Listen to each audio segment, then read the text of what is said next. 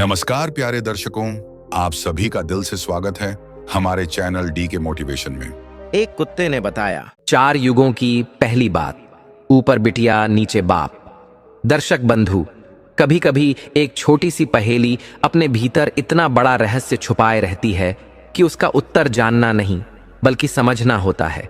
आज हम जिस पंक्ति से शुरुआत कर रहे हैं वह कोई आम पंक्ति नहीं, यह समय की परतों में दबी उस सच्चाई का संकेत है जिसे युगों से केवल अनुभव किया गया है। 4 युगों के पहली बात, ऊपर बिटिया नीचे बाप। सुनने में ये बात सरल लग सकती है, पर इसके शब्दों में वह दृष्टिकोण छुपा है जिसे समझ पाना हर किसी के बस की बात नहीं।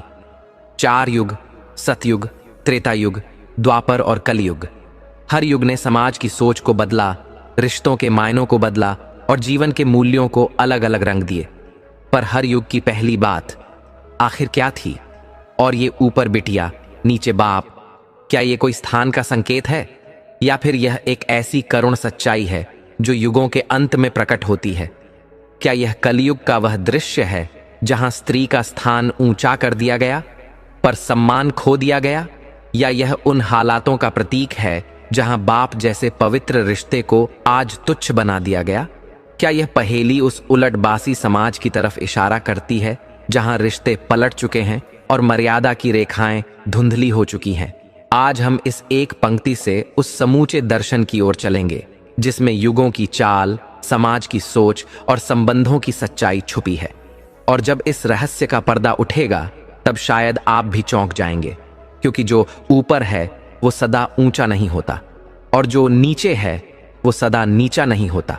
लेकिन आगे बढ़ने से पहले आपसे हाथ जोड़कर निवेदन है, कृपया इस वीडियो को अंत तक अवश्य देखें, क्योंकि यह केवल एक कहानी नहीं बल्कि जीवन के सबसे गहरे रहस्यों को उजागर करने वाली सत्य कथा है। प्रिय दर्शकों, कहानी शुरू करने से पहले अगर आप हमारे चैनल पर पहली बार आए हैं तो चैनल को सब्सक्राइब करें, बेल आइकॉन ऑन करें, अच्छे कमेंट किया करें ताकि हर आने वाले वीडियो का नोटिफिकेशन सबसे पहले आपको मिले। तो आइए अब आरंभ करते हैं आज की यह विलक्षण कथा। गंधार राज्य की राजकुमारी सुलोचना अत्यंत सुंदर थी, परंतु उसका स्वभाव कठोर और घमंड से भरा हुआ था। जब भी वह अपनी शाही सवारी पर नगर के बाजार से निकलती तो नगर के घरों के द्वार बंद हो जाते, खिड़कियों पर पर्दे गिरा दिए जाते, दुकानदार अपनी दुकानों पर चादर डाल देते और राह चलते लोग गलियों में छिप जाते। कहा जाता था कि यदि कोई गलती से रास्ते में खड़ा रह जाए तो उसे आदेश था कि वह पृथ्वी को प्रणाम करते हुए मुंह के बल लेट जाए। यदि किसी ने यह नियम तोड़ दिया तो उसे चौराहे पर खड़ा करके जलती हुई लोहे की छड़ से उसकी आंखें फोड़ दी जाती थीं। एक दिन राजकुमारी की सवारी नगर के बाजार से निकल रही थी। उसी समय एक वृद्ध केवट जो मछलियों का छोटा व्यापार करता था, गलती से दूसरे मार्ग से बाजार में आ गया।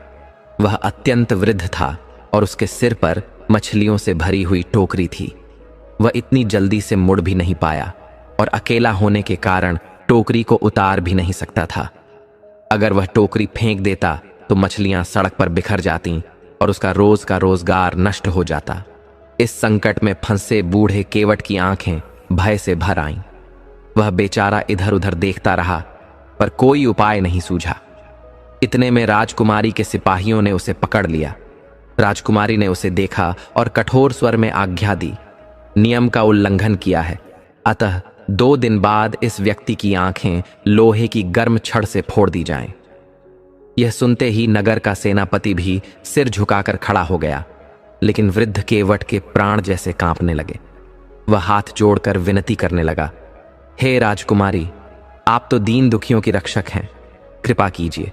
मैंने आपको देखा भी नहीं, मैं बहुत बूढ़ा हूं, मुझ पर दया करें, आप तो देवी तुल्य हैं, दया की मूर्ति है। परंतु राजकुमारी के हृदय में दया न आई। उसने कहा, इस पापी की आंखें फोड़ दो, और वह अपनी सवारी के साथ आगे बढ़ गई। वह गरीब केवट फूट फूट कर रोने लगा। उसका कांपता हुआ शरीर टोकरी को संभाल न सका और मछलियां सिर से गिर पड़ीं। एक सिपाही ने उसे डांटते हुए पीठ पर डंडा मारा। अरे मूर्ख बुढ़े, क्या किया तूने? पूरी सड़क गंदा कर दी, अब उठा इन मछलियों को। बेचारा केवट अपने आंसू छिपाता हुआ धरती पर बैठ गया और कांपते हाथों से मछलियां उठाने लगा। परंतु मछलियां बार बार फिसल कर नीचे गिर जातीं और सिपाही उसका मजाक बनाते, उसे अपशब्द कहते। उसी समय एक युवक, जिसकी आयु केवल 16-17 वर्ष रही होगी, उधर से गुजरा। उसने वृद्ध की पीड़ा देखी और उसका हृदय पिघल गया। वह दौड़कर मछलियों को उठाने लगा और टोकरी में भरने लगा। सिपाहियों को यह बहुत बुरा लगा। एक सिपाही ने युवक को धक्का देते हुए कहा, अबे, तुझे किसने कहा कि मछलियां उठाएं? युवक ने शांति से उत्तर दिया, किसी बुजुर्ग की सहायता करना क्या अपराध है? तभी एक सिपाही ने क्रोध में आकर उसके गाल पर थप्पड़ मारा और दूसरा बोला, अबे ओ छोटे, तू हमें सिखाएगा कि क्या सही है और क्या नहीं। युवक ने कोई उत्तर नहीं दिया, चुपचाप कुछ कदम आगे बढ़ा और फिर पलटकर बोला, हे राजसी घमंड में डूबे रक्षक, देखूंगा तुम्हें भी और तुम्हारी उस क्रूर राजकुमारी को भी सत्य और धर्म की जीत होकर रहेगी। यह कहकर वह युवक वहां से चला गया। सिपाही बस दांत पीसते रह गए। वृद्ध केवट ने उस युवक की ओर बड़ी आशा से देखा, जैसे वह अपने हृदय से कह रहा हो, हे ईश्वर, इस बच्चे की वाणी को सत्य कर देना। यह जो दया का पात्र बना है, यह सदा दुखी जनों की सहायता करता रहे। फिर उसने जल्दी जल्दी सारी मछलियां टोकरी में भर ली। सिपाहियों ने उसे पकड़कर अपने साथ ले जाना शुरू किया। उधर जब राजकुमारी सुलोचना अपनी सवारी से बाजार की सैर पूरी कर अपने भव्य महल लौटी, तो उसकी प्रिय दासी नीलकमल विनम्र स्वर में बोली, राजकुमारी जी, मेरा हृदय उस बूढ़े केवट पर दया से भर आया है। आप कृपा करके अपना आदेश वापस ले लें। राजकुमारी ने कठोर स्वर में उत्तर दिया, हम कभी भी अपना दिया हुआ आदेश वापस नहीं लेते। जैसे धनुष से निकला हुआ तीर वापस नहीं आता, वैसे ही हमारा वचन भी अटल होता है। नीलकमल शांत हो गई। वह जानती थी कि यदि वह और कुछ कहेगी तो कहीं राजकुमारी उस पर भी क्रोधित न हो जाए, परंतु उसके भीतर की करुणा चुपचाप प्रार्थना करने लगी, हे भगवान, कोई उपाय निकालिए। वह बेचारा बूढ़ा केवट अंधा न हो, कहीं उसका जीवन ही न अंधकारमय हो जाए। राजकुमारी का महल अलग था, वहां सख्त पहरा रहता था। मनुष्य तो दूर, कोई पक्षी भी उस स्थान पर नहीं मार सकता था। राजकुमारी अपने विशाल कक्ष में अकेली सोती और खिड़कियां खुली रखती। उस रात भी जब सारी दुनिया निद्रा में लीन थी, वह वही युवक जिसने दिन में सिपाहियों को चेताया था, चुपचाप खिड़की से भीतर प्रवेश कर गया। वह कमरे के एक कोने में जाकर खड़ा हो गया और धीरे धीरे चारों ओर देखने लगा। उसने देखा कि कमरे के मध्य में एक सुंदर फूलों का पात्र रखा है, जिसमें अनेक रंग बिरंगे पुष्प सजे थे। उन्हीं फूलों में एक बहुत बड़ा पुष्प था और उसके ऊपर लाल रंग का दिव्य रत्न रखा हुआ था। उस रत्न की आभा से पूरा कक्ष उज्ज्वल हो रहा था। उसने नमन करते हुए आगे बढ़कर वह रत्न उठा लिया और श्रद्धा से अपनी पगड़ी में सुरक्षित रख लिया। जैसे ही उसने रत्न को छुआ, उसी क्षण वह पूरा कक्ष अंधकार से भर गया। फिर वह युवक उसी मार्ग से लौट गया जिस मार्ग से आया था, चुपचाप, बिना किसी को जगाए। रात्रि के अंतिम पहर में राजकुमारी की आंख खुली तो उसने देखा, कमरा अब आलोकित नहीं है, चारों ओर अंधेरा है। वह घबराकर उठ खड़ी हुई, टटोलते हुए एक एक वस्तु को देखने लगी। किसी प्रकार वह उस जंजीर तक पहुंची जिसे खींचने से महल की छत पर टंगी घंटी बजती थी। उसने उस जंजीर को जोर जोर से खींचा। घंटी की आवाज पूरे महल में फैल गई। दास दासियां, सेवक और पहरेदार सब घबराकर राजकुमारी के कक्ष की ओर दौड़ पड़े। उधर महाराजा की भी नींद टूट गई। महारानी हृदय थामकर उठ बैठी और घबराकर बोली, हे देव, मेरी बेटी को क्या हो गया? कौन सा संकट उस पर आ गया? चलिए, शीघ्र चलिए, हमें वहां पहुंचना होगा। फिर महाराज और महारानी तेजी से राजकुमारी के महल की ओर चले। वहां हाहाकार मचा हुआ था। राजकुमारी अत्यंत क्रोधित थी और सभी सेवक और दास दासियां हाथ जोड़कर खड़े थे, यह कहते हुए कि उन्होंने महल में किसी भी व्यक्ति को प्रवेश करते नहीं देखा। महाराज आगे बढ़े और राजकुमारी से शांत भाव से पूछा, बेटी, क्या हुआ? किसने तुम्हें पीड़ा पहुंचाई और क्या कुछ खो गया है? राजकुमारी बोली, मेरे कक्ष से मेरा दिव्य रत्न चोरी हो गया है और ये सभी कहते हैं कि उन्होंने किसी को आते जाते नहीं देखा। महाराज ने महल के सशस्त्र पहरेदारों की ओर गंभीर दृष्टि से देखा। उन्होंने श्रद्धापूर्वक सिर झुकाकर कहा, राजन, हम एक क्षण के लिए भी असावधान नहीं हुए। हमने किसी को भीतर प्रवेश करते नहीं देखा। महाराज ने कुछ क्षण सोचकर कहा, यदि ऐसा है तो तुम सब अब जाओ और कल संध्या तक उस रत्न को खोज कर लाओ। यदि चोर नहीं मिला तो तुम सबको कठोर दंड मिलेगा। सभी दास सेवक भय और ग्लानि से भरकर वहां से चले गए। महारानी ने धीरे से कहा, स्वामी, मुझे विश्वास है कि वे लोग चोर नहीं हैं। मुझे लगता है चोर महल के बाहर से आया है। आप कृपा कर प्रातः होते ही नगर में घोषणा करवा दीजिए कि जो चोर का पता देगा उसे राजकीय इनाम मिलेगा। महाराज चिंतित थे, क्योंकि उनके शासनकाल में यह पहली बार किसी चोरी का समाचार आया था। वह मौन भाव से अपने महल की ओर लौट चले और सूर्योदय होते ही आदेश दिया, जो कोई राजकुमारी का खोया हुआ रत्न लाकर देगा उसे उसकी इच्छा अनुसार इनाम दिया जाएगा। अगले दिन महाराज दरबार में बैठे जन समस्याएं सुन रहे थे कि तभी दरबार में एक तेजस्वी युवक प्रवेश करता है। सिर पर पगड़ी, डीला और साधारण वस्त्र पहने हुए वह अत्यंत श्रद्धा और विनम्रता के साथ सिंहासन के समक्ष खड़ा हो गया और दोनों हाथ जोड़कर प्रणाम किया। महाराज ने मधुर स्वर में पूछा, वत्स, तुम कौन हो और क्या चाहते हो?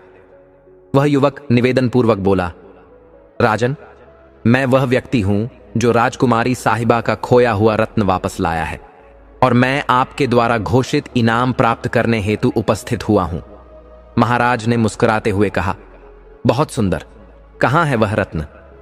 युवक ने अत्यंत श्रद्धा से अपनी पगड़ी में से वह रत्न निकाला और दोनों हाथों से नमन करते हुए महाराज को सौंप दिया। महाराज उसे देखकर अत्यंत प्रसन्न हुए और बोले, वत्स, मांग लो जो तुम्हारे हृदय में है, जो इच्छा हो वह इनाम स्वरूप दी जाएगी। युवक ने हाथ जोड़कर कहा, हे धर्मनिष्ठ महाराज, 2 दिन पूर्व राजकुमारी साहिबा ने एक वृद्ध गरीब केवट की आंखें फोड़ने का आदेश दिया था। मेरी पहली विनती है कि वह अन्यायपूर्ण आदेश वापस लिया जाए और दूसरी विनती यह है कि जो 5 सिपाही उस वृद्ध को बंदी बनाकर लाए थे और जिन्होंने मुझे गालियां दी, उन्हें भी दंड दिया जाए। उन सब की पीठ पर 20-20 कोड़े लगाए जाएं, ताकि राज्य में दया और धर्म की मर्यादा बनी रहे। महाराज ने उस युवक की ओर गंभीर दृष्टि से देखा और पूछा, वत्स, तुम्हारा उस बूढ़े केवट से क्या कोई नाता है? युवक ने विनम्र स्वर में उत्तर दिया, राजन, मेरा उससे कोई संबंध नहीं है। मैं तो केवल उसकी वृद्धावस्था, उसकी निर्धनता और उसकी विवशता देखकर द्रवित हो गया। यदि उसने अनजाने में राजकुमारी को देख भी लिया हो तो उससे किसी प्रकार की हानि नहीं थी। वह तो एक निरीह प्राणी है। महाराज कुछ देर मौन रहे, फिर उन्होंने अपने प्रधानमंत्री से कहा, हम उस वृद्ध केवट का अपराध क्षमा करते हैं, उसे मुक्त कर दो और जो 5 सिपाही उसे बंदी बनाकर लाए थे उन सब की पीठ पर 20-20 कोड़े लगवाए जाएं और इस युवक को कारागार में डाल दिया जाए। युवक ने हाथ जोड़कर शांत स्वर में कहा, महाराज, मेरा अपराध क्या है? महाराज ने कठोर स्वर में कहा, तुमने रत्न की चोरी की है। युवक ने उत्तर दिया, मैंने तो यह कार्य केवल उस निर्धन केवट को बचाने के लिए किया था।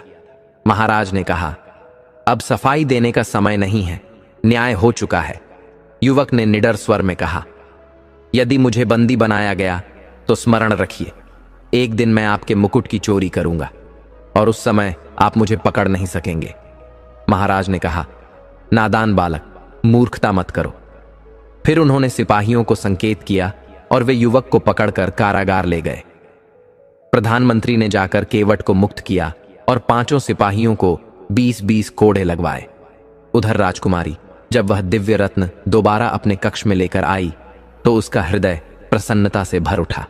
वह महाराज के पास आई, उनके गले में अपनी बाहें डालते हुए बोली, पिताजी, कृपया उस चोर को कठोर दंड दीजिए। महाराज ने गंभीर स्वर में कहा, हमने उसे कारागार में डाल दिया है और हम विचार कर रहे हैं कि कल सुबह प्रजा के समक्ष उसके दोनों हाथ काट दिए जाएं, ताकि पूरे राज्य को शिक्षा मिले कि चोरी का क्या दंड होता है। राजकुमारी ने समर्थन करते हुए कहा, यह एकदम उचित है पिताजी। उसने तो आपको सिंहासन से मुकुट चुराने की धमकी भी दी है। महाराज ने कहा, इसलिए हम यह निश्चय कर चुके हैं, सूर्योदय से पहले ही उसके दोनों हाथ काट दिए जाएंगे। इसके बाद महाराज ने प्रधानमंत्री से कहा, आज ही नगर में घोषणा करवा दो कि राजकुमारी का रत्न चुराने वाले युवक के दोनों हाथ कल सुबह काट दिए जाएंगे। सभी नगरवासी आकर इस दृश्य को देखें और धर्म की मर्यादा को समझें। प्रधानमंत्री ने कहा, जैसा आदेश महाराज। वास्तव में यदि इस बालक को समय रहते दंड न दिया गया तो वह भविष्य में भयंकर अपराधी बन सकता है। इसके बाद उसने नगर भर में मुनादी करवा दी और स्वयं कारागार में गया। वहां जाकर युवक से बोला, राजकुमार, यदि तुमने चोरी न की होती तो इतनी छोटी उम्र में ऐसा कठोर दंड न सहना पड़ता। युवक ने हंसते हुए कहा, तुम्हें भ्रम है, कोई मेरे हाथ काट नहीं सकता। मैं तो सूर्य निकलने से पहले ही इस बंदी गृह से मुक्त हो जाऊंगा। प्रधानमंत्री बाहर आया और कारागार के प्रहरी से कहा, आज रात बहुत सख्त पहरा रखना और बंदी गृह के भीतर इतना अंधेरा कर दो कि यह युवक कुछ भी न देख सके। अधिकारी ने प्रधानमंत्री से सिर झुकाकर कहा, प्रधानमंत्री जी, आप निश्चिंत रहें, महाराज को चिंता करने की आवश्यकता नहीं है। इसके बाद प्रधानमंत्री महोदय वहां से चले आए और अधिकारी ने कारागार के चारों ओर सख्त पहरे के लिए सिपाही तैनात कर दिए। रात धीरे धीरे बीतती गई। प्रातः होते ही प्रधानमंत्री स्वयं उस युवक को देखने कारागार पहुंचे, परंतु जो उन्होंने देखा वह अत्यंत चौंकाने वाला था। हथकड़ियां और बेड़ियां कारागार की ठंडी फर्श पर पड़ी थीं। दरवाजे बंद थे, रोशनदान भी बंद थे, पर वह चोर युवक वहां नहीं था। प्रधानमंत्री का हृदय आश्चर्य और क्रोध से भर गया। उन्होंने तुरंत कारागार अधिकारी को बुलाया और कठोर स्वर में पूछा, यदि सभी सिपाही पहरे पर थे तो वह युवक कैसे गायब हो गया? अधिकारी ने भयभीत होकर उत्तर दिया, प्रधानमंत्री महोदय, मैं स्वयं सारी रात यहीं रहा। हर कुछ देर में आकर निरीक्षण करता रहा। कहीं से कोई हलचल नहीं हुई। मैं भी नहीं समझ पा रहा कि वह कैसे और कहां चला गया। प्रधानमंत्री अत्यंत क्रोधित हुए। उन्होंने सीधा जाकर महाराज से निवेदन किया। महाराज का मुख क्रोध से तपने लगा। उन्होंने आदेश दिया, कारागार के अधिकारी और वे सभी सिपाही जो रात को पहरे पर नियुक्त किए गए थे, उन्हें बंदी बना लिया जाए। सुबह और शाम हर एक की पीठ पर 5-5 कोड़े लगाए जाएं। उस दिन महाराज का हृदय चिंता, अपमान और क्रोध से भारी रहा। उन्होंने किसी से कोई बात नहीं की, यहां तक कि अपनी प्रिय पुत्री राजकुमारी सुलोचना से भी नहीं। रात्रि को भी समय से पूर्व ही अपने शयन कक्ष में चले गए। प्रातः जब सूर्य की पहली किरण आई तो राजकुमारी सुलोचना पिता के दर्शन हेतु उनके कक्ष में आई। वहां उसने देखा महाराज खिड़की के पास बैठकर सिर पकड़े हुए बहुत उदास मन से बाहर देख रहे हैं। राजकुमारी ने धीरे से उनके पास जाकर उनके कंधे पर करुणा से हाथ रखा और पूछा, पिताजी, आप इतने चिंतित क्यों हैं? कौन सी पीड़ा है जो आपको उदास कर रही है? महाराज ने भारी स्वर में उत्तर दिया, कल वह युवक जेल से भाग गया और आज रात वह मेरे शयन कक्ष में घुसकर मेरा राजमुकुट भी चुरा ले गया। यह अत्यंत विचित्र बात है कि वह चुपचाप महल में प्रवेश करता है, सभी की आंखों में धूल झोंक देता है और जो चाहता है उठा ले जाता है। राजकुमारी ने थोड़े क्षण विचार कर कहा, पिताजी, मेरा विश्वास है कि वह युवक यहां के किसी नौकर से मिला हुआ है, नहीं तो वह इस महल में आने की हिम्मत नहीं करता। महाराज ने गंभीर स्वर में कहा, मुझे लगता है कि इस युवक का उस वृद्ध केवट से कोई संबंध है, इसलिए अब यही उपाय उचित होगा। उस केवट को यहां बुलवाया जाए और राजमहल में बंदी बनाकर रखा जाए और यह घोषणा कर दी जाए कि यदि वह युवक उसकी सहायता करने आए तो तुरंत ही उसे बंदी बना लिया जाए और कठोर दंड दिया जाए। राजकुमारी ने मुस्कुराकर कहा, पिताजी, यह उपाय तो अत्यंत श्रेष्ठ है। महाराज ने उसी क्षण प्रधानमंत्री को बुलवाया और अपनी युक्ति से उन्हें अवगत कराया। प्रधानमंत्री ने कुछ विचार करके कहा, राजन, जब वह युवक मुकुट लौटा दे उसके बाद उसे हमारी कड़ी निगरानी में रखा जाए। राजकुमारी बोली, मैं उसे रस्सियों से बांधकर अपने कक्ष में रखूंगी, फिर देखती हूं कि वह कैसे भागता है। प्रधानमंत्री ने सिपाहियों को आदेश दिया, जाओ और उस वृद्ध केवट को पकड़कर यहां ले आओ। आदेश मिलते ही सिपाही घोड़ों पर सवार होकर चल दिए और 1 ही घंटे में वृद्ध केवट को पकड़कर ले आए। महाराज ने आदेश दिया, उसे शाही अतिथि भवन में रखा जाए। फिर नगर में घोषणा करवा दी गई, राजकुमारी के अपमान का दंड अब यह वृद्ध केवट भोगेगा। उसकी आंखें निकाली जाएंगी और चीलों को खिला दी जाएंगी। वह इस समय राजकुमारी के महल में बंदी है। यह सुनकर नगरवासियों के हृदय कांप उठे। हर ओर दुख की लहर दौड़ गई। जब उस युवक ने यह समाचार सुना, उसके भीतर ज्वाला सी भड़क उठी। उसने कहा, जब मुझसे न जीत सके तो अब इस गरीब बुढ़े पर अत्याचार कर रहे हैं, परंतु यह अन्याय अब सफल नहीं होने दूंगा। रात्रि में राजकुमारी के महल के चारों ओर बहुत कड़ा पहरा था। महाराज स्वयं वेश बदलकर पहरेदारी कर रहे थे। इसी बीच आधी रात को राजकुमारी के कमरे से एक तेज चीख सुनाई दी। महल गूंज उठा। महाराज, प्रधानमंत्री और सिपाही घबराकर दौड़ पड़े। जब वे कमरे में पहुंचे तो उन्होंने देखा राजकुमारी भूमि पर गिरी हुई है। महाराज व्याकुल होकर नीचे झुके, राजकुमारी का सिर अपनी गोद में रखा और तुरंत शाही वैद्य को बुलवाया। वैद्य ने उसकी नाड़ी देखी और गंभीर स्वर में कहा, हे महाराज, हमें क्षमा करें। राजकुमारी अब इस संसार में नहीं रही। उन्हें किसी विषैले सर्प ने डस लिया है। महाराज की आंखों से आंसू झरने लगे। वे रोते हुए बोले, हे प्रभु, यह तूने क्या किया? मेरी जीवन की एकमात्र आशा, एकमात्र संबल, उसे भी तूने मुझसे छीन लिया। राज परिवार और सेवकों ने महाराज को सांत्वना दी। राजकुमारी को पलंग पर सुलाया गया। उसी समय प्रधानमंत्री की दृष्टि कमरे में रखे मेज पर गई और वे बोले, महाराज, ये देखिए, आपका मुकुट यहीं रखा हुआ है। लगता है चोर यहां तक आया था। मुझे संदेह है कि उसी ने यहां सांप छोड़ दिया हो। पर महाराज उस समय अत्यंत दुख में डूबे थे। उनका हृदय अपनी पुत्री के वियोग में बिखर चुका था।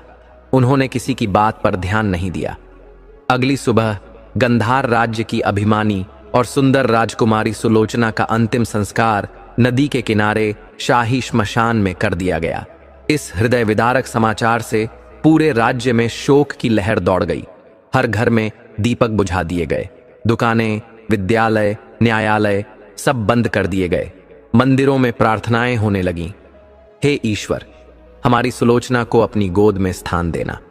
दूसरे दिन महाराज, प्रधानमंत्री और दरबार के अन्य प्रमुख जन राजकुमारी की समाधि पर पुष्पांजलि अर्पित करने पहुंचे, परंतु वहां का दृश्य देखकर सबके पैरों तले की जमीन खिसक गई। समाधि खुली हुई थी, मिट्टी चारों ओर बिखरी थी और राजकुमारी का शरीर वहां नहीं था। यह देख महाराज को इतना बड़ा आघात लगा कि वे भूमि पर गिर पड़े। लोगों ने जल छिड़का, पंखा किया, तब कहीं जाकर उन्हें होश आया, परंतु उनकी दृष्टि शून्य हो चुकी थी। वे अपने ही मंत्रियों और साथियों को अजनबी जैसे देख रहे थे। प्रधानमंत्री ने तुरंत मंत्रणा कर महाराज को रथ में बिठाया और महल की ओर लौट आए। शाही वैद्य ने दिन रात परिश्रम कर महाराज का उपचार किया। 4 दिन के पश्चात उन्हें चेतना लौटी। उन्हें पुत्री के मरने से उतना दुख नहीं था जितना उस शव के चोरी हो जाने का दुख उन्हें भीतर तक तोड़ रहा था। उन्होंने तुरंत राज्य के गुप्तचरों को आदेश दिया, शव चुराने वाले को ढूंढ निकालो, चाहे वह कहीं भी हो। गुप्तचरों ने विंध्य पर्वतों में खोज प्रारंभ कर दी, परंतु उन्हें क्या झांत था कि शव ले जाने वाला चोर तो पहले ही गंधार राज्य की सीमा पार कर चुका था। वह युवक तेज गति से दौड़ते हुए सफेद घोड़े पर राजकुमारी के शव को लेकर उज्जैनी की ओर बढ़ रहा था। उसे विश्वास था कि उज्जैनी में उसे शरण अवश्य मिलेगी, परंतु वह एक चिंता में डूबा था। मैं नगर के द्वार से शव को कैसे भीतर ले जाऊंगा? रास्ते में एक छोटी बस्ती आई। उसने शव को एक घनी झाड़ी में छिपाया और फिर जाकर वहां से लकड़ी का एक बड़ा संदूक खरीदा। फिर उसने शव को उस संदूक में सुरक्षित रखा और उसे लेकर उज्जैनी की ओर चल पड़ा। रात का समय था। नगर का द्वार बंद होने ही वाला था कि उसी समय विंध्याचल से आया वह युवक, जो अब एक शव के साथ सफर कर रहा था, संदूक लिए नगर के भीतर प्रवेश कर गया। वहां नगर द्वार के पास एक सज्जन व्यापारी खड़ा हुआ था। उसने युवक को रोकते हुए प्रेम से कहा, वत्स, तुम्हें मेरे यहां 3 दिन अतिथि बनकर रहना होगा, क्योंकि मैं प्रत्येक शुक्रवार की रात नगर द्वार पर आता हूं और जो व्यक्ति सबसे अंत में नगर में प्रवेश करता है उसे अपने घर भगवान का अतिथि मानकर आमंत्रित करता हूं और आज के अंतिम आगंतुक तुम हो। युवक, जो उस समय भीतर से बहुत व्याकुल था, सोचने लगा, अब मैं क्या करूं? यदि मैं इस सज्जन के यहां ठहरा तो मेरे साथ लाए हुए शव का रहस्य खुल सकता है, और यदि किसी सराय में गया तो वहां भी बात छिप नहीं पाएगी। इसलिए यही उचित होगा कि मैं इस व्यापारी के साथ ही चला जाऊं। युवक ने विनम्र स्वर में कहा, आप जैसे पुण्यात्मा के घर ठहरना मेरे लिए सौभाग्य की बात है। व्यापारी ने मुस्कुराते हुए कहा, नहीं, यह मेरा सौभाग्य है कि आप जैसे अतिथि ने मेरे निमंत्रण को स्वीकार किया। फिर वह व्यापारी युवक को लेकर अपनी भव्य हवेली में पहुंचा। उसका घोड़ा अस्तबल में भेज दिया गया और युवक को एक सुसज्जित सुंदर कमरे में ले जाया गया। व्यापारी ने कहा, यह कमरा अब तुम्हारा है। यहां तुम्हारी सभी आवश्यकताओं का ध्यान रखा गया है। तुम्हें किसी प्रकार की असुविधा नहीं होगी। यह कमरा शांत है, इसमें न खिड़की है न रोशनदान। द्वार भी ऐसा है कि बाहर का शोर भीतर नहीं आता। युवक ने कमरे में रखी वस्तुओं को देखा। उसकी दृष्टि एक मोर की आकृति पर पड़ी जो मेज पर सजी थी। युवक बोला, यह मोर मुझे बहुत सुंदर और अनोखा प्रतीत हो रहा है। व्यापारी ने हंसते हुए कहा, इस मोर में बहुत से यंत्र लगे हैं। जब उनका समय होता है तो यह मोर स्वतः ही नृत्य करने लगता है। युवक ने जिज्ञासा से पूछा, क्या मैं अभी इसका नृत्य देख सकता हूं? व्यापारी बोला, इसका नृत्य निश्चित समय पर होता है। जब वह समय आएगा यह स्वयं नाचेगा।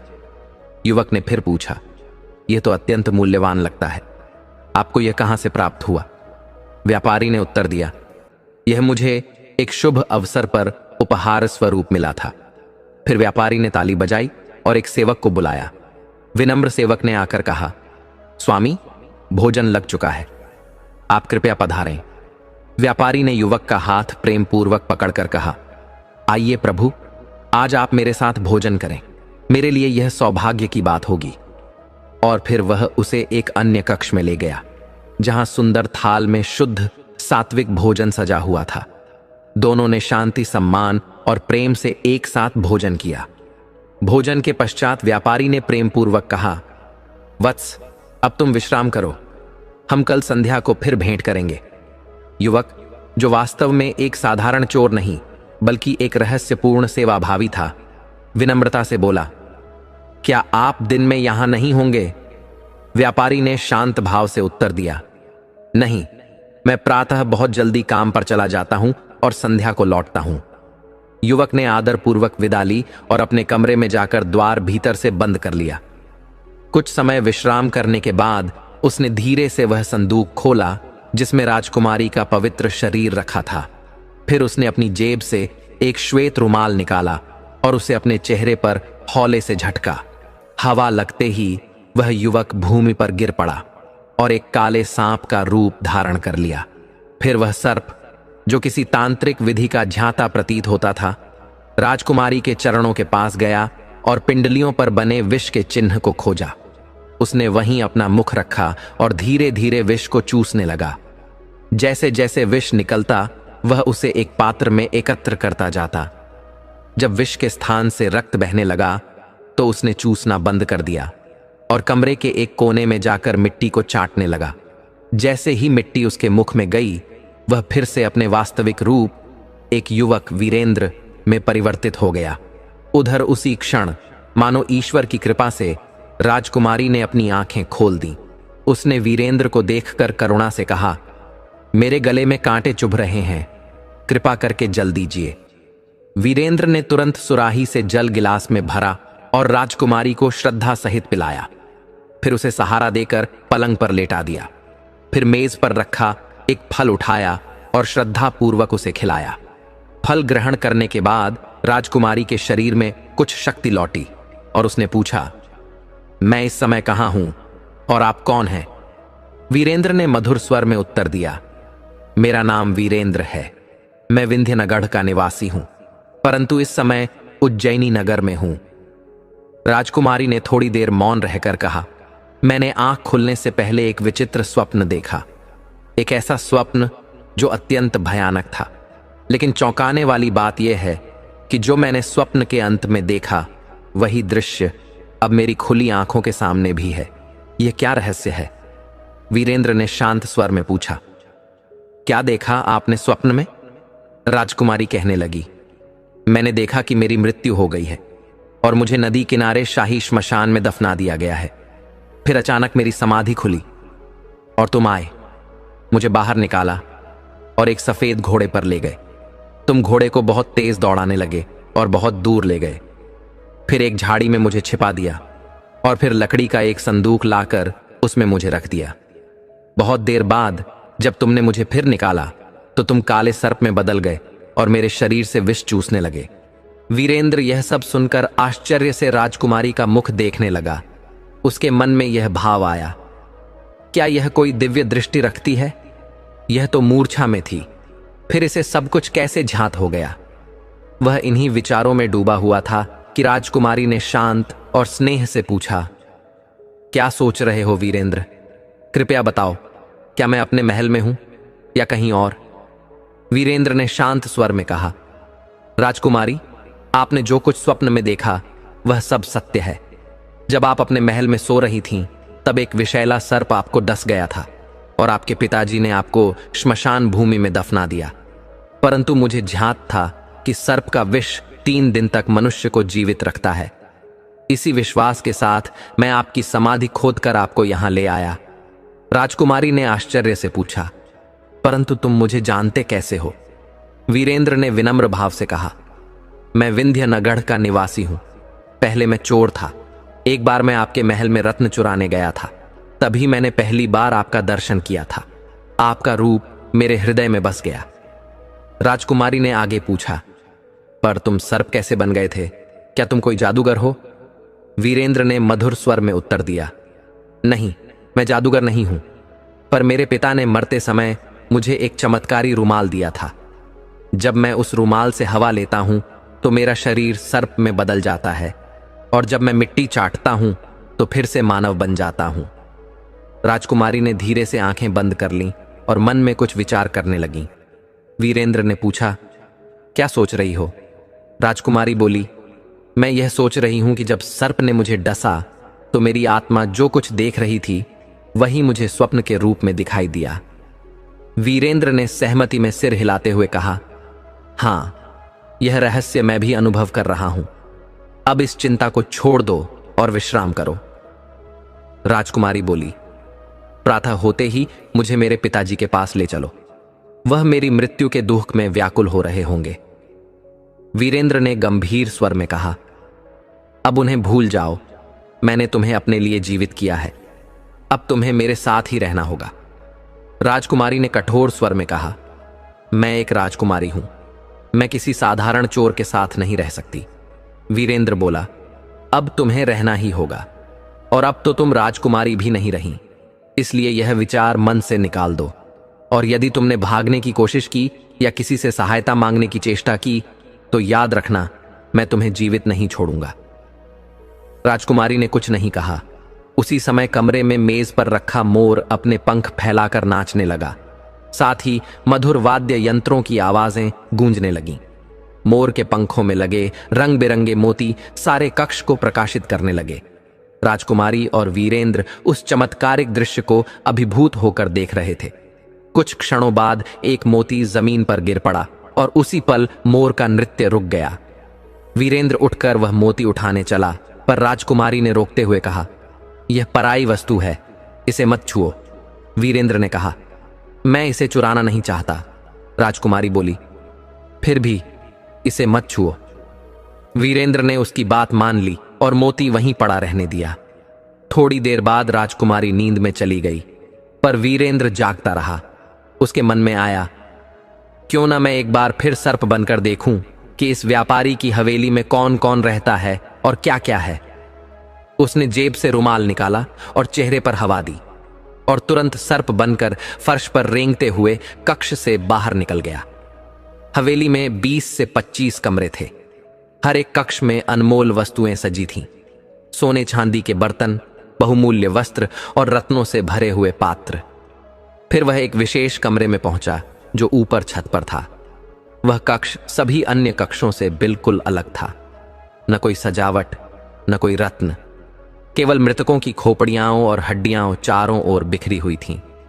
सामने की दीवार पर एक बड़ा दर्पण टंगा हुआ था और पास ही एक मेज पर दीपक जल रहा था। व्यापारी ने एक लंबा कोट पहन रखा था। वह दीपक की चिमनी उठाने के लिए झुका। जैसे ही उसने चिमनी उठाई, दीपक से धुआं निकलने लगा और सामने लगे दर्पण में वह लाल मोती जो मोर की पूंछ से गिरा था स्पष्ट और तेज चमकने लगा। व्यापारी ने उस मोती की ओर देखा, फिर चुपचाप चिमनी वापस दीपक पर रख दी और कुछ सोच में डूब गया। वीरेंद्र, जो सर्प रूप में यह सब देख रहा था, उसने यह दृश्य देखा और मन ही मन समझ गया, यह व्यक्ति कोई सामान्य व्यापारी नहीं है, यह तो कोई मायावी है और उस लाल मोती में अवश्य कोई रहस्य छिपा है। फिर उसने मन में सोचा, यह अच्छा हुआ जो मैंने उस मोती को हाथ नहीं लगाया, शायद वही मुझे किसी अनहोनी से बचा गया। यह सोचते हुए वह धीरे धीरे रेंगता हुआ वापस अपने कक्ष में चला गया और मिट्टी छांटकर पुनः अपने मानव रूप में लौट आया। फिर उसने अंदर से दरवाजा बंद किया और राजकुमारी के पलंग के पास ही नीचे बिछे कालीन पर सो गया। प्रातः जब उसकी आंख खुली तो देखा कि राजकुमारी भी जाग चुकी थी। वीरेंद्र ने उसे रात की सारी बात बताई और बोला, हमें अब यहां से निकल जाना चाहिए, यह मायावी कुछ न कुछ अनिष्ट अवश्य करेगा। राजकुमारी बोली, मैं स्वयं ही यहां नहीं रुकना चाहती, हमें तुरंत विंध्यनगढ़ वापस जाना चाहिए। अभी वीरेंद्र कुछ कह भी न पाया था कि वह मायावी वहां आ पहुंचा। उसने राजकुमारी को देखकर वीरेंद्र से पूछा, यह स्त्री कौन है और कब आई? वीरेंद्र ने बिना घबराए उत्तर दिया, यह मेरी पत्नी है, मैं इसे डाकुओं के भय से संदूक में छिपाकर लाया था। मायावी चुप हो गया। फिर उसने फर्श पर पड़ा हुआ वही लाल मोती उठाया और उसे फिर से मोर की पूंछ में जोड़ दिया। राजकुमारी बोली, अब कृपा करके हमें आज्ञा दें, हम यहां से जाना चाहते हैं। मायावी मुस्कुराकर बोला, नहीं, अभी नहीं, मेरे यहां का नियम है, मेहमान को मैं 3 दिन बाद ही विदा करता हूं। यदि मन व्याकुल हो रहा हो तो नाश्ते के बाद मेरे बाग की सैर कर लेना, वहां बहुत अद्भुत वस्तुएं हैं, देखकर चकित रह जाओगे। यह कहकर वह चला गया। थोड़ी देर में उसने दोनों के लिए नाश्ता भेजा। नाश्ते में खीर, सेब का मुरब्बा, शाही टुकड़े, आटे के पराठे और मधुर शहद था। राजकुमारी ने वह सब देखकर चिंतित स्वर में कहा, कहीं इन चीजों पर कोई जादू न किया गया हो। वीरेंद्र बोला, मेरे मन में भी यही शंका है, पर अब हम क्या करें? राजकुमारी बोली, हमें इनमें से कुछ भी नहीं खाना चाहिए, भूखे रहना ज्यादा अच्छा है। हम बाग की सैर के बहाने यहां से भाग निकलेंगे। वीरेंद्र को यह उपाय उचित लगा। उन्होंने सारा नाश्ता खाली संदूक में डाल दिया और प्लेटें खाली कर दीं ताकि लगे जैसे वे खा चुके हैं। कुछ देर बाद मायावी आया और दोनों को बाग में ले गया। उसने कहा, मैं अब बाजार जा रहा हूं, तुम दोनों यहां घूमो, पर इस बाग की किसी वस्तु को हाथ मत लगाना। यह कहकर वह चला गया और दोनों, राजकुमारी और वीरेंद्र, उस बाग में सैर करने लगे। वे यह देखकर हैरान थे कि वहां के सभी फूल पीले रंग के थे और जिन डालियों पर फूल खिले थे उन पर एक भी पत्ता नहीं था। सैर करते करते वे एक बरामदे में पहुंचे जहां असंख्य पिंजरे टंगे हुए थे। हर पिंजरे में एक सुंदर और विचित्र पक्षी बंद था। राजकुमारी ने आश्चर्य से कहा, मैंने ऐसे पक्षी पहले कभी नहीं देखे। वीरेंद्र बोला, इन्हें पाना मायावी के लिए क्या कठिन होगा?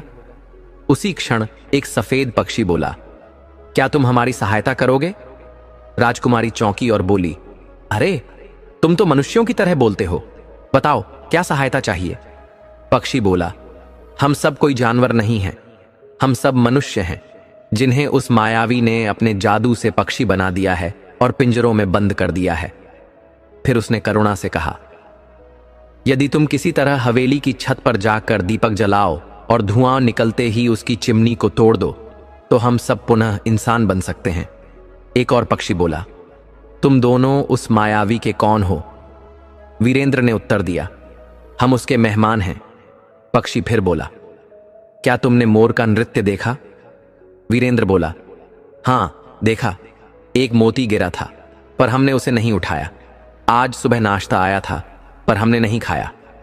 पक्षी गंभीर स्वर में बोला, तभी तुम दोनों बच गए। यदि मोती को उठाया होता तो जानवर बन जाते, और नाश्ता खा लिया होता तो उसके दास बन जाते। वो जो कहता वही करना पड़ता। अब याद रखना, उसके यहां कुछ भी मत खाना। दोनों अपने कमरे में लौट आए। राजकुमारी पलंग पर लेट गई और वीरेंद्र चुपचाप छत की ओर चला गया। छत पर कोई नहीं था। उसने दीपक जलाया और चिमनी उठा ली। जैसे ही चिमनी उठाई, दीपक से धुआं निकलने लगा। फिर वीरेंद्र ने वह चिमनी जमीन पर इतनी जोर से मारी कि वह चकनाचूर हो गई और वह तुरंत दौड़कर नीचे अपने कमरे में आया। कमरे में देखा, राजकुमारी अब एक सुंदर नवयुवती से बात कर रही थी।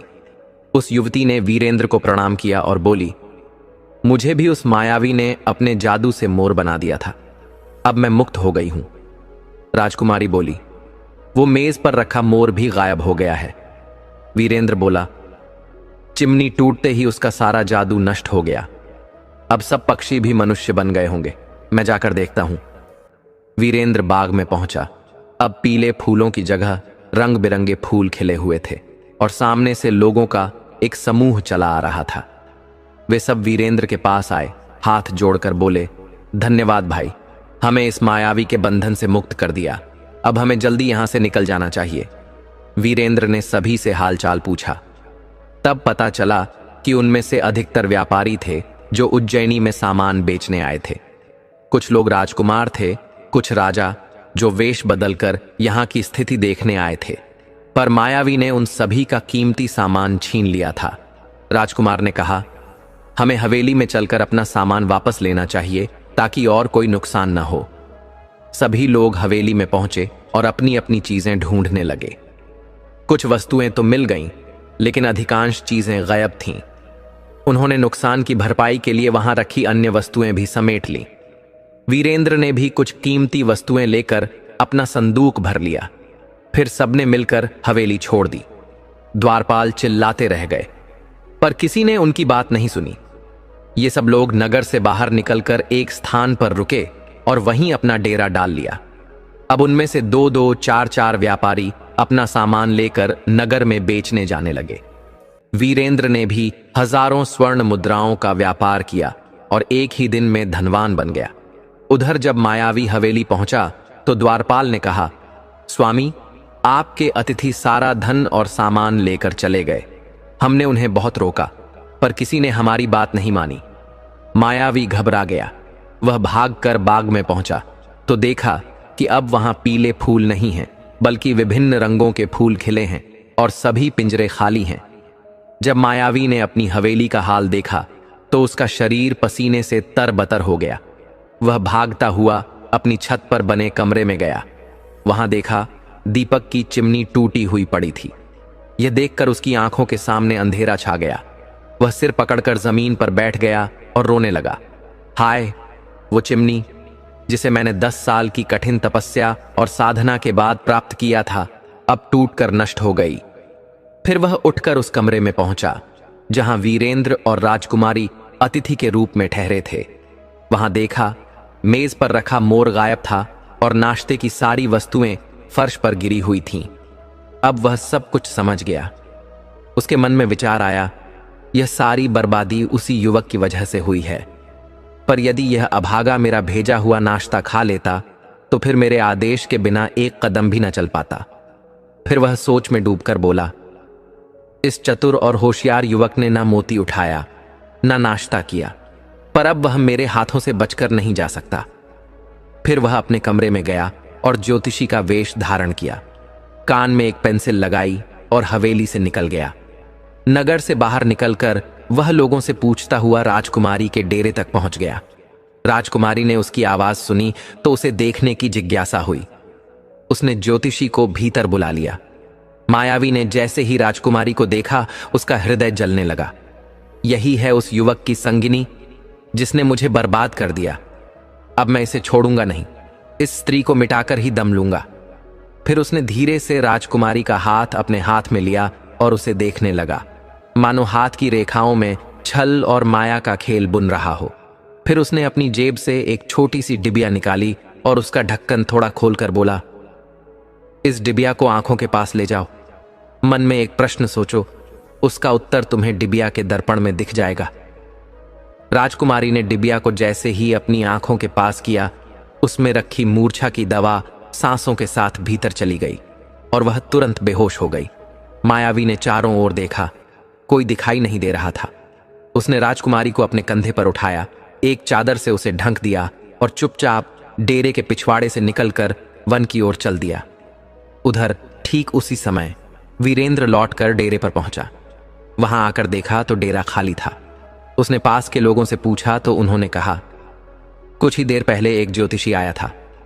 राजकुमारी ने उसे अंदर बुलाया। उसके बाद हमने किसी को आते जाते नहीं देखा। अब वीरेंद्र को सारा रहस्य समझ में आ गया।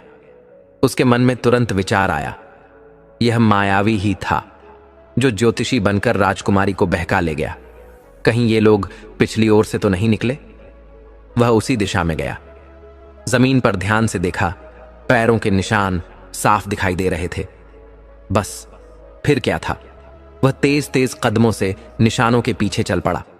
कई दूर चलने के बाद आखिरकार उसे मायावी दिखाई दिया, जो कंधे पर राजकुमारी को उठाए हुए वन की ओर बढ़ता जा रहा था। वीरेंद्र ने तुरंत जेब से अपना चमत्कारी रुमाल निकाल लिया, पर कुछ सोचकर उसे फिर से जेब में रख लिया और तेजी से दौड़ने लगा। जैसे ही वीरेंद्र मायावी के पास पहुंचा, मायावी ने पीछे मुड़कर देखा और गरजते हुए कहा, सावधान, मुझसे दूर रहना, अन्यथा तुझे अग्नि में जलाकर राख कर दूंगा। वीरेंद्र ने निर्भय होकर उत्तर दिया, हे कपटी, हे दुष्ट, उस देवी समान राजकुमारी को तुरंत नीचे रख दे, अन्यथा तुझे धूल में मिला दूंगा। मायावी ने क्रोधित होकर राजकुमारी को जमीन पर फेंक दिया और फिर अपनी जेब से किसी मृत व्यक्ति का पंजा निकालकर बोला, यदि अपनी जान की रक्षा चाहता है तो तुरंत लौट जा, वरना तुझे मनुष्य से पशु बना दूंगा। वीरेंद्र ने शांत स्वर में कहा, अच्छा है, मैं जा रहा हूं। यह कहकर वह एक ओर चला गया, परंतु यह केवल एक योजना थी। वह झाड़ियों में जाकर छिप गया और चुपचाप रुमाल से अपने चेहरे पर हवा दी। फिर वह सर्प बनकर घास में रेंगता हुआ मायावी के पीछे जा पहुंचा। जैसे ही मायावी राजकुमारी को उठाने झुका, वीरेंद्र ने उसकी पिंडलियों पर डंस लिया। मायावी हाय कहकर नीचे गिर पड़ा। थोड़ी देर तक तड़पता रहा, फिर वह शांत हो गया। वीरेंद्र ने मिट्टी छाटकर फिर से अपना मानव रूप धारण कर लिया। उसने पास ही बहते झरने से जल लाकर राजकुमारी के मुख पर छिड़का तो उसे होश आ गया। वीरेंद्र ने करुणा से कहा, यदि मैं समय पर ना आता तो यह दुष्ट तुम्हारे साथ कौन सा अनर्थ करता, कौन जानता। राजकुमारी ने ध्यान से वीरेंद्र की बात सुनी और उस अचेत पड़े व्यक्ति को देखा तो पहचान लिया कि यह वही निर्दयी मायावी है। वह घबराकर खड़ी हो गई और बोली, हे प्रभु, मुझे क्या पता था कि यह दुष्ट ज्योतिषी बनकर मुझे छलने आएगा। वीरेंद्र बोला, अब चिंता मत करो, मैंने इसे इसके पापों का फल दे दिया है। आओ अब हम सब वापस चलें। दोनों लौटकर वहां पहुंचे तो देखा सभी व्यापारी और यात्री अपना सामान बांध रहे थे। वीरेंद्र ने पूछा तो उन्होंने बताया, हमारा सारा सामान बिक गया है, अब हम सब वापस अपने अपने नगर जाने को तैयार हैं। वीरेंद्र बोला, जाने से पहले हमें इस घटना की सूचना यहां के महाराजा को अवश्य देनी चाहिए। सभी ने उसकी बात को सराहा और वीरेंद्र के साथ महल की ओर चल दिए। महाराज के महल पहुंचे तो ज्यादा देर प्रतीक्षा नहीं करनी पड़ी। महाराज ने उन्हें आदर पूर्वक बुलाया और शांतिपूर्वक सारा वृत्तांत सुना। फिर उन्होंने वीरेंद्र की पीठ थपथपाई और कहा, तुमने हमारे नगर को अपयश से बचाया है। फिर उन्होंने प्रधानमंत्री को आदेश दिया, जाओ उस मायावी की लाश को वन से मंगवाओ, उसकी हवेली को शाही अधिकार में लो और उसके सारे सेवकों को विदा करो। प्रधानमंत्री शीघ्रता से आदेश का पालन करने रवाना हो गए। महाराज ने सभी व्यापारियों और यात्रियों के लिए सेवक नियुक्त कर दिए ताकि वे अपने डेरे उखाड़कर और सारा सामान लेकर महल के भीतर आ जाएं। महाराज ने सबको अपने अतिथि के रूप में स्वीकार किया। तीसरे दिन मायावी की हवेली वीरेंद्र को भेंट में दी गई। अब वह उस हवेली का मालिक बन गया। महाराज ने उसे और भी जागीरें और उपहार दिए और एक विशेष भत्ता सम्मान राशि भी तय कर दी, क्योंकि वीरेंद्र ने उज्जैनी को कुख्याति से बचाया। और वहां आने वाले व्यापारियों और तीर्थयात्रियों को मुक्ति दिलाई। इस सुखद अवसर पर सभी व्यापारियों ने भी वीरेंद्र को अनेक इनाम और भेंट दिए। दूसरे राज्यों से आए राजकुमारों और राजाओं ने भी वचन दिया कि वे अपने राज्यों में लौटकर विशेष उपहार भेजेंगे। यद्यपि वीरेंद्र विंध्यन का एक चोर था, लेकिन उसके भीतर दयालुता, बहादुरी, बुद्धिमत्ता और होशियारी का दीप जलता था। इन्हीं गुणों के कारण राजकुमारी सुलोचना के हृदय में उसके लिए प्रेम का अंकुर फूट पड़ा था। अब वह उसी के साथ अपना जीवन बिताना चाहती थी। वीरेंद्र ने जब राजकुमारी को डंसा था तो उसके मन में केवल यह विचार था कि उसे कष्ट दूंगा, दंड दूंगा, ताकि गरीबों को तुच्छ समझने और उन्हें पीड़ा देने का फल उसे मिले। परंतु जैसे जैसे वे साथ रहे, वैसे वैसे वीरेंद्र के मन में भी प्रेम जाग उठा और अब वह भी सुलोचना के साथ जीवन बिताने की इच्छा रखने लगा। 1 महीना उज्जैनी में बीत गया। एक दिन वीरेंद्र ने नम्रता से कहा, सुलोचना, तुम्हारे पिता महाराज बहुत व्याकुल होंगे, हमें चलकर उन्हें सांत्वना देनी चाहिए। राजकुमारी यह सुनकर अत्यंत प्रसन्न हुई। उसी दिन वे दोनों विंध्यन से गंधार राज्य की ओर चल पड़े। उधर गंधार का महाराज अपनी एकमात्र बेटी के वियोग में अत्यंत दुखी था। उसका स्वास्थ्य गिर गया था, आंखों से निरंतर आंसू बहते थे, जिसके कारण उसकी दृष्टि भी कमजोर हो गई थी। नींद उड़ चुकी थी, हृदय शोक में डूबा रहता। ऐसे समय में जब उसकी प्रिय पुत्री अचानक उसके समक्ष आ खड़ी हुई तो उसके हृदय में एक नई चेतना, नई आत्मा का संचार हो गया। उसने राजकुमारी को गले से लगाया, लेकिन तुरंत ही सोच में पड़ गया और कांपते हुए बोला, तू कौन है? मेरी बेटी तो मर चुकी थी। राजकुमारी ने मुस्कुराकर कहा, पिताजी, मुझे सर्प ने डस लिया था। परंतु गरुड़ पुराण कहता है कि सर्प का डंसा हुआ व्यक्ति 3 दिन तक जीवित रहता है। दूसरे दिन यह सज्जन मुझे समाधि से निकालकर उज्जैनी ले गए और उन्होंने मेरा विष चूसकर मुझे फिर से जीवन दान दिया। फिर उसने सारा वृतांत महाराज को विस्तार से सुनाया। यह सब सुनकर महाराज का हृदय भर आया। उसने वीरेंद्र को गले से लगाया और अत्यंत प्रसन्न होकर 1 सप्ताह के भीतर अपनी पुत्री सुलोचना का विवाह वीरेंद्र से कर दिया। इसके साथ ही वीरेंद्र को राज सिंहासन का उत्तराधिकारी भी घोषित कर दिया। विवाह के बाद वीरेंद्र और सुलोचना ने उज्जैनी लौटकर एक शांत, सुंदर और धर्ममय जीवन बिताना प्रारंभ किया। वीरेंद्र की माता भी उसके इस जीवन को देखकर बहुत प्रसन्न थी और अपने पुत्र के लिए नित्य प्रति प्रार्थना करती रहती थी। 10 वर्ष बाद जब महाराज का स्वर्गवास हुआ तो वीरेंद्र को सिंहासन प्राप्त हुआ। उसने पूरे जीवन धर्म, न्याय और प्रेम पूर्वक राज्य का संचालन किया। दर्शक बंधु, यह कथा केवल वीरेंद्र और सुलोचना की प्रेम गाथा नहीं है, बल्कि यह एक ऐसे साधारण मनुष्य की यात्रा है जो अपने भीतर छिपे गुणों से असाधारण बन जाता है। वीरेंद्र भले ही एक चोर था, लेकिन उसका हृदय किसी तपस्वी की तरह निर्मल था। वह अन्याय से घृणा करता था और दुखियों के लिए करुणा रखता था। यही वह तत्व है जो उसे दूसरों से अलग बनाता है। किसी भी व्यक्ति का अतीत चाहे जैसा भी हो, यदि उसके कर्मों में परिवर्तन आ जाए, यदि उसका हृदय सच्चा हो और उसमें दूसरों की सेवा की भावना हो, तो वह संसार में सम्मान पा सकता है। वीरेंद्र ने जब राजकुमारी को डसने का विचार किया था, तब उसका उद्देश्य प्रतिशोध था, लेकिन वह प्रतिशोध किसी निजी स्वार्थ के लिए नहीं था। वह उन गरीबों की पीड़ा का बदला था जिन्हें बिना कारण सताया गया था। यह अपने आप में एक गूढ़ शिक्षा है कि जब कोई अन्याय सहता है तो किसी न किसी रूप में ईश्वर उसके लिए न्याय की व्यवस्था करते हैं। इस कहानी में यह भी स्पष्ट होता है कि प्रेम केवल ऊंचे कुल, धन या प्रतिष्ठा से नहीं होता। प्रेम होता है गुणों से, आचरण से और उस व्यक्ति से जो संकट में हमारा साथ दे। राजकुमारी सुलोचना को वीरेंद्र से प्रेम हुआ क्योंकि उसने उसे बचाया, उसकी रक्षा की और कठिन समय में साथ खड़ा रहा। यह उस युग के सत्य का प्रतीक है जहां स्त्री न केवल रूप, वैभव और अधिकार देखती थी, बल्कि उस आत्मा को भी पहचानती थी जो सत्य, साहस और सेवा से भरी हुई हो। वीरेंद्र ने जब सुलोचना को पुनर्जीवित किया तो वह केवल एक जीवन नहीं बचा रहा था, बल्कि एक पूरे राज्य के विश्वास, उसकी आशा और उसके भविष्य को वापस लौटा रहा था। और जब उसने उज्जैनी में सभी बंदियों को मुक्त किया, तब वह केवल एक योद्धा नहीं, एक धर्म रक्षक बन गया। यही कारण था कि महाराज ने स्वयं उसे अपनी बेटी का पति बनाया और उसे राजगद्दी का उत्तराधिकारी घोषित किया। यह कथा हमें यह सिखाती है कि परिवर्तन हर किसी के जीवन में संभव है। जो कल एक चोर था, वह आज राजा बन सकता है, यदि उसके भीतर सच्चाई, न्याय और सेवा की भावना हो।